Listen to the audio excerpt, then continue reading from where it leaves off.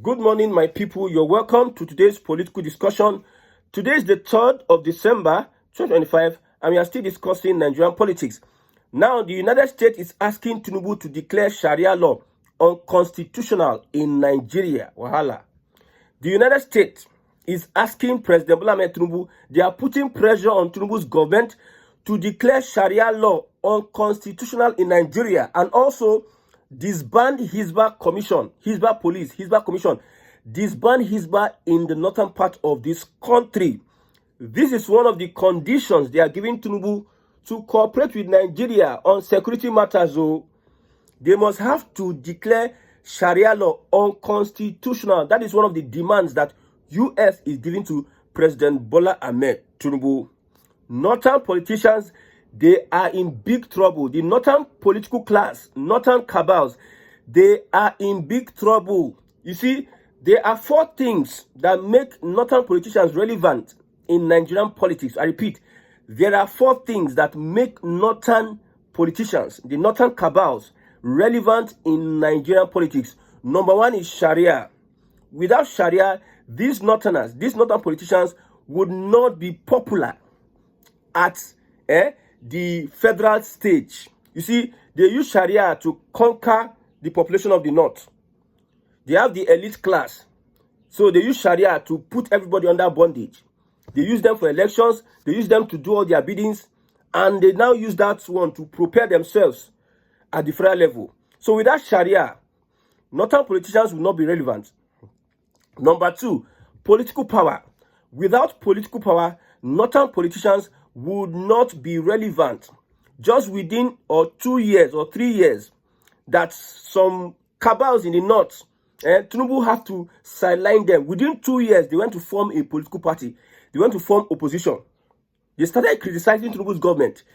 The same northern politicians, they were under a Buhari for 8 years, but they never saw any reason to really criticize Buhari, despite all the things that Buhari did. But under Tinubu, because Tinubu excluded most of them from his government, you see, they left the party, they went to form a coalition, ADC, and they are there saying that Tinubu is a one-term president. So northern Nigeria, without political power, just starve them of political power for like 24 years. That will be the end of northern political class. This constituted northern political class. If you starve them of power for 24 years, let's say 16 years, throughout Tinubu's tenure, they should just relegate them. Because I said it that next election, if Tinubu wins the next election, he will relegate so many northerners. Because without political power, they cannot contribute anything. Look at the southeast. Look at the south-south. They have been without that kind of political presence for a very long time. But yet they contribute to the development of Nigeria. They are still relevant in science, in technology, in academics, in other areas. They are still relevant. In commerce. But northern Nigeria politicians, look at the Minister of State for Defense, Matawale, SSCE certificate, grade 2, teacher grade 2. That is his CV. He used to become a minister.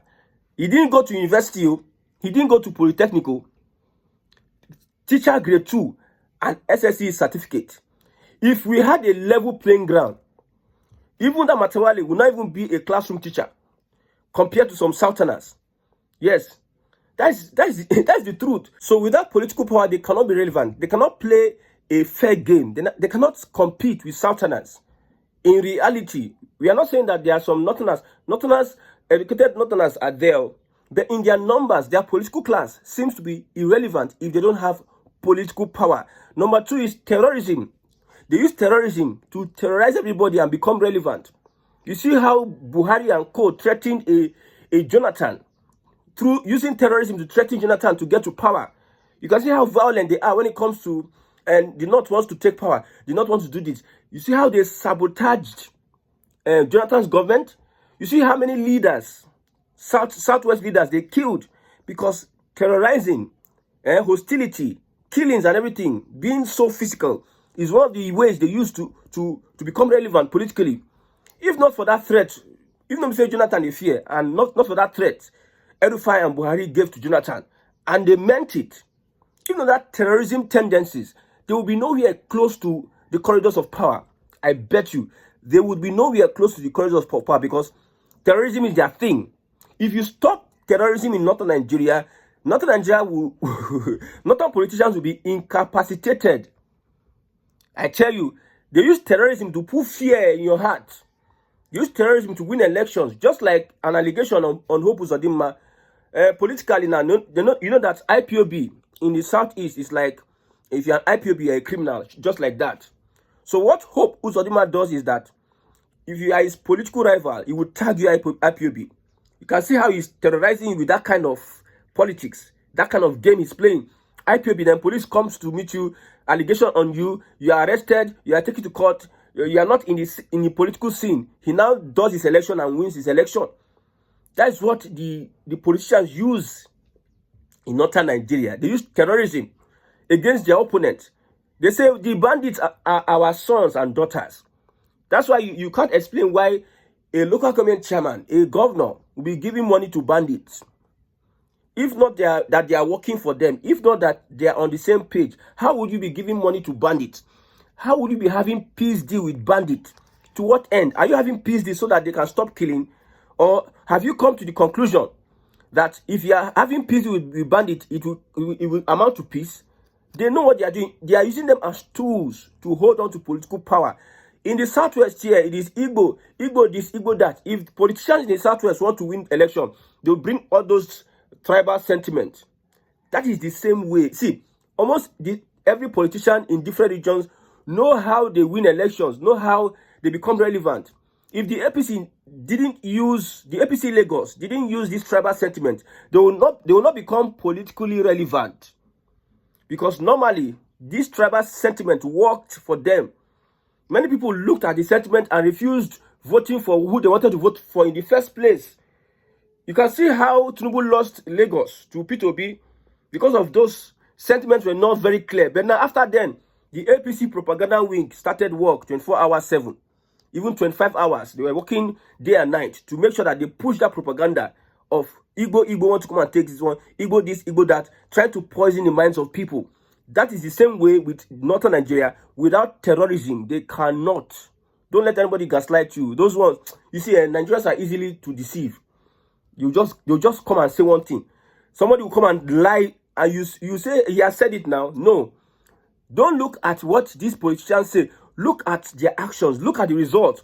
Look at northern Nigeria today. Look at northern Nigeria today. You can see how secure northern Nigeria is. Somebody was saying that blame Tinubu for the insecurity in northern Nigeria. Blame Tinubu for... So they asked the person, the northerner, okay, we need to blame Tinubu for the insecurity. Why is it that there's no insecurity in the southern part of Nigeria? You see how they think. The same Tinubu that is president of Nigeria, there's insecurity in northern Nigeria that is caused by you people. You people intentionally want to use that insecurity to become relevant. But there's no insecurity in the southern part of this country. Now, the southerners don't see terrorism as... The politicians cannot use terrorism to become relevant. But the north, terrorism is one of the things they use to become relevant. Who knows, Gumi? If not for terrorism now, will Buhari become president? If not for those, oh my God. And the last one is entitlement. Entitlement. We own Nigeria, we have the numbers. A Fulani said that the colonial masters handed Nigeria over to them. Yes, that they own Nigeria. Every single piece of land in Nigeria belongs to them, and they will recover it. And they know how they are doing their things. So that's how they become relevant. They collaborate with... Oh my God. So these three things make northern politicians relevant. If Tinubu remove all these things, if they remove Sharia in the constitution, you go see, say, within 10 years, let's say 20 years, you know that the population of the north, so much illiteracy. I'm not talking about read and write, about governance, about politics, about trying to have a look at systems, look at the politics of their regions and make decisions. They have done it in a way whereby Sharia will make sure. Sharia is a tool. It is the imam or the traditional ruler that think for them. They have found a way to implement that system whereby people cannot rationally think for themselves. It is a particular imam or a traditional ruler that would think for them. Somebody like Batawali would think for a lot of people in northern Nigeria. And look at their let me not say these things about the northern politicians, but it's unfortunate that one Nigeria has brought us together. And some people that cannot stand me as I am. I'm not making out to. This your leaders.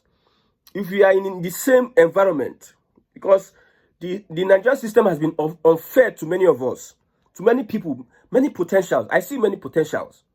I see many people that have what it takes for leadership to turn this country around. But because of the system, the structure, the way Nigeria is being structured, and the way the colonial master structured Nigeria, the people, the least of us are the one leading the best of us. That's why Nigeria cannot work.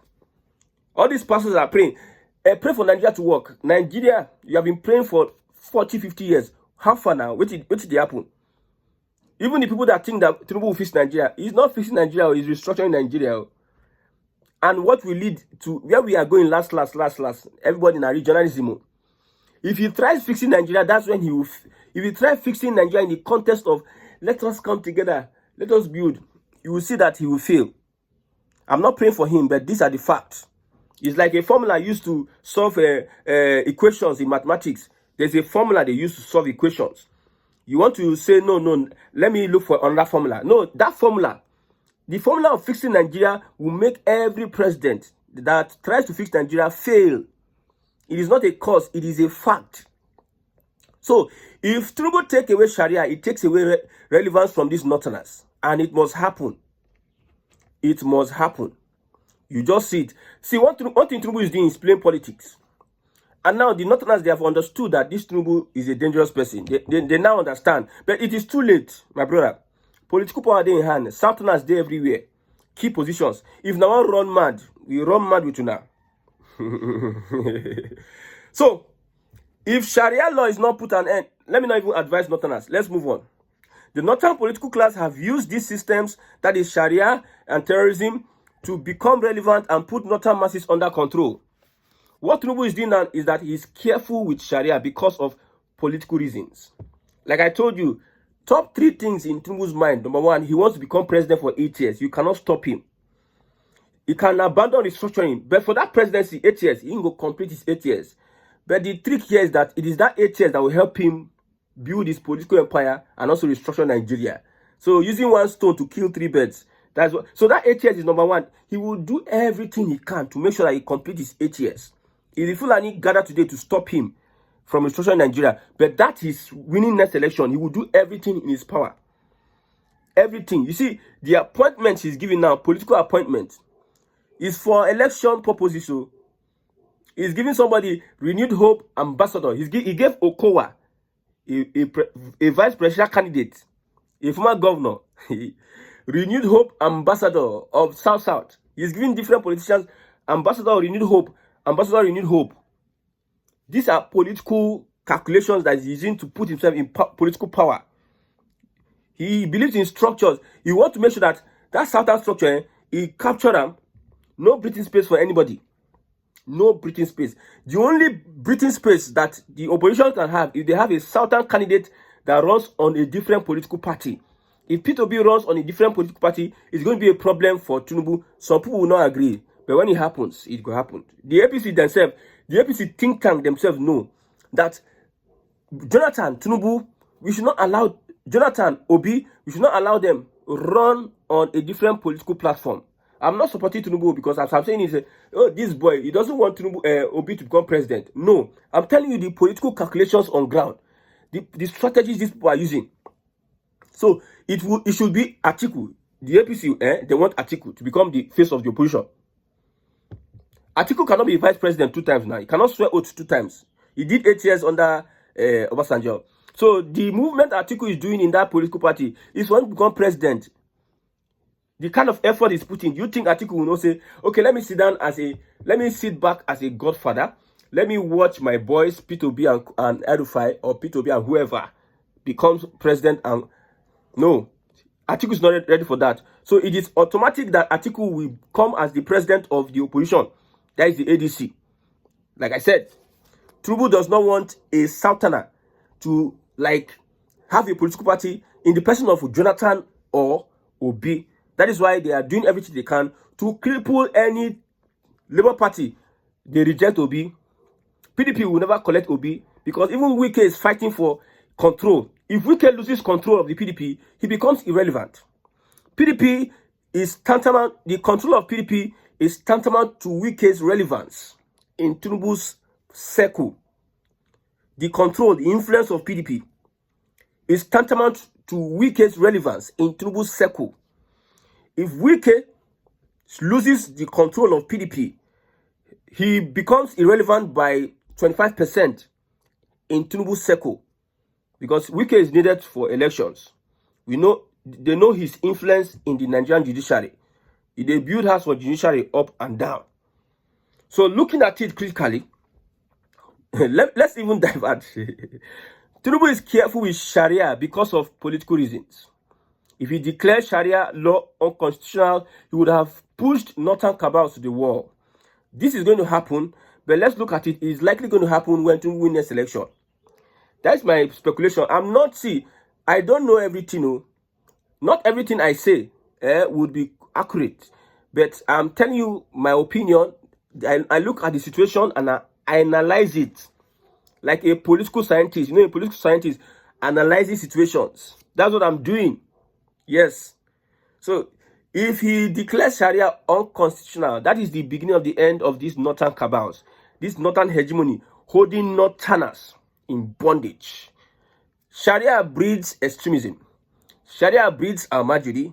Sharia puts the people in bondage. Sharia breeds terrorists. And these are the tools northerners use to put the people down and hold on to political power. Because if you take away Sharia and the eyes of these people open, they will revolt against their leaders. In the north, as a Muslim, in the north, you're in northern Nigeria, go and criticize your governor and see what will happen to you. They will tell you that it is un-Islamic. They have already put that Sharia embargo on you, not to criticize your governor. Under what they said, halal, is it haram? Protest is haram, protest is haram. The elite were saying protest is haram. They use traditional rulers. They use religious leaders to say protest is haram. It reached Tinubu turn. It become haram again. It become halal. It become halal. You see the hypocrisy. You see how they have used Sharia to catch these people and put them in bondage. Because of Islam, because of religion, the Hausas find it difficult to vote again in Fulani. Because Fulani don't already capture their religious positions, their traditional positions. So you in Islam, you revolt against.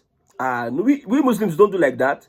We Muslims don't. They are using we Muslims don't do like that, and they are taking over your traditional stool. They are taking over your religious positions, so that they'll use that. They'll stay there and control you.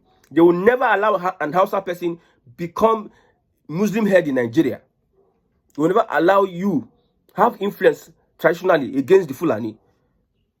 That's how they put them in bondage. If they remove Sharia, my brother, you have cut the hand. The Fulani, their grip is on Nigeria like this. If you remove Sharia, you have not removed the grip, you cut the hand. You just cut the hand. You are not even remove grip. They don't even get hand again. You will have cut the hand. And this will happen.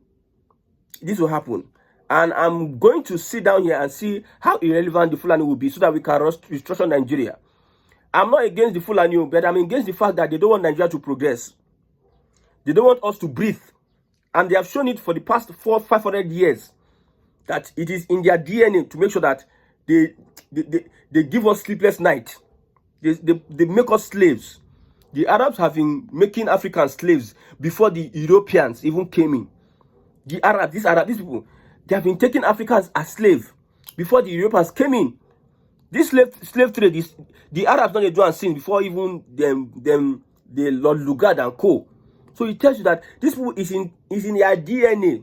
The only way you can stop them is use madness against them. And don't ever stop, don't ever slack until you bring them down to the extent that they cannot lift a finger politically. That's when you can see road to restructure Nigeria. If not, if we keep on playing we are this and that, Oga, if this will rise up again, like I said, if Tinubu does not restructure Nigeria and he allows the Fulani hold on to political power, I pity for Southwest though, and Southerners in general. Some Southeast politicians and Southern politicians, it is anywhere but left face. Normally, politics in Nigeria is all about interest. No permanent friend, no permanent enemy. So if the Fulani hold on to political power, some of them go on and ally with the Fulani. Yes, I tell you. And the Southwest will be the target because it produced a president that really dealt with them 247. So the US and Nigeria is signing a pact, and Sharia is one of the things that they need to declare unconstitutional. And if they don't declare it unconstitutional, it will also they will have issues with their cooperation on ending insecurity, sharing, intelligence sharing, providing technology. They don't give Nigeria to some jet to really bombard. America don't even start to get intelligence of where the bandits dey. So they are helping Nigeria. So as we are helping you, just tackle, because the root cause of everything is Sharia. Now, it will be difficult for Tinubu to even declare Sharia unconstitutional. Difficult. We also need the support of the House. There is a constitutional amendment going on the 3rd of December, and on the 9th there will be a vote. So we'll talk about the constitutional amendment and the things that will be altered in the Nigerian constitution. Now, the influence of Sharia is massive in our politics. That is why Tinubu is taking his time to allow foreign intervention. Tinubu doesn't want to be like the person, okay, I'm the one that's ban it. He wants to make it like it is US that is pressuring me to do what I do, not be anybody. Now US, when I go hold US, now them they look at, now them, they are interested. Lastly, if you take away Sharia, the northern Nigeria cabals will lose their grip on northern masses. They won't be able to control them and use them for their interest as they used in the past. Southerners are also making it very, very difficult for northerners. The demand that Southerners are demanding will also contribute in decimating northern Nigeria. A southern border surveillance. If you are entering any community, you must identify yourself. Not that you just enter anyhow. You must identify yourself. Banning of they will ban open grazing in southern Nigeria is going to cripple northerners, because that's how they become relevant in southern Nigeria. If a Hausa person or Fulani person comes to your place, what contribution? Highest, it becomes a gate man, or they find a way, a place where they can stay. They now park themselves there. What is the economic benefit they give to whatever it is where they find themselves? Nothing. Ban Sharia religious extremism. That is the southern demand. State resource control. Restructuring the NYSC. Southerners should be posted to where Southerners are, and Northerners should be posted to where Northerners are. Since they have decided to make their region a terrorist zone, it is not that we use our money to train our children in school. Finish. We now carry our children, go and slaughter in one Northerners because of NYSC. No. Southerners, when they finish, you go and serve, because all this while we have been supporting one Nigeria, but the North is making sure that one Nigeria is not possible. Lastly, I end by saying this: one Nigeria will have been a very, very beautiful project, but because of the Fulani, that is why one Nigeria is difficult. It's getting difficult. May God in heaven, may God help Nigerians.